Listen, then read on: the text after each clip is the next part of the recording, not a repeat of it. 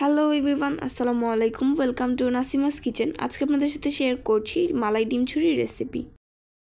এজন্য প্রথমে একটি বলে নিয়ে নিচ্ছি 4টি ডিম। এবার ডিমগুলো আমি একটি হ্যান্ড ব্লেন্ডারের সাহায্যে ভালোভাবে ফেটে নিচ্ছি, তবে এই কাজটি হুইস্কের সাহায্যেও করা যেতে পারে। এবার এতে অ্যাড করছি 3 টেবিলস্পুন চিনি। এবার চিনি এবং ডিম একসঙ্গে খুব ভালোভাবে মিশিয়ে নিচ্ছি। এরপর এতে অ্যাড করছি স্বাদমতো লবণ। এবার অ্যাড করছি 1 কাপ ময়দা এবং ডিম একসঙ্গে খুব ভালোভাবে মিশিয়ে নিচ্ছি। ব্যাটারটার কনসিস্টেন্সি ঠিক এমন থাকবে।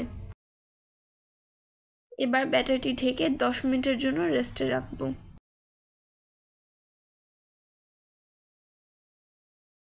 দশ মিনিট পর এই ব্যাটারটি দিয়ে আমি ডিম ঝুরি তৈরি করে নিচ্ছি।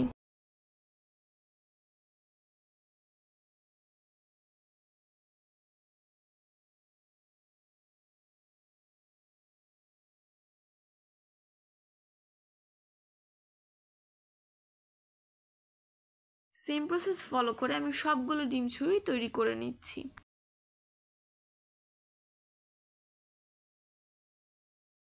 এবার ডিম ঝুরিগুলো আমি অন্য একটি বলে নিয়ে নিচ্ছি।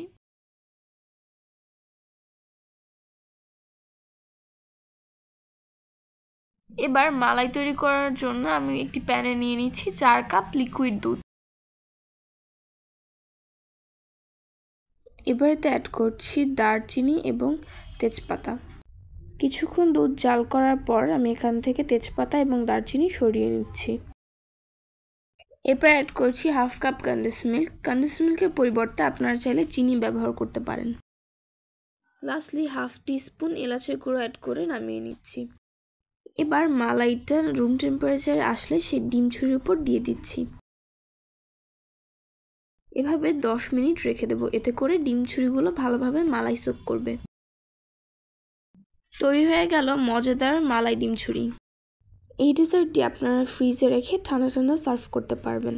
ইফতারে আপনারা চাইলে সার্ভ করতে পারেন। আজকের ভিডিওটি এই পর্যন্তই। দেখা হচ্ছে নেক্সট ভিডিওতে। আল্লাহ হাফেজ।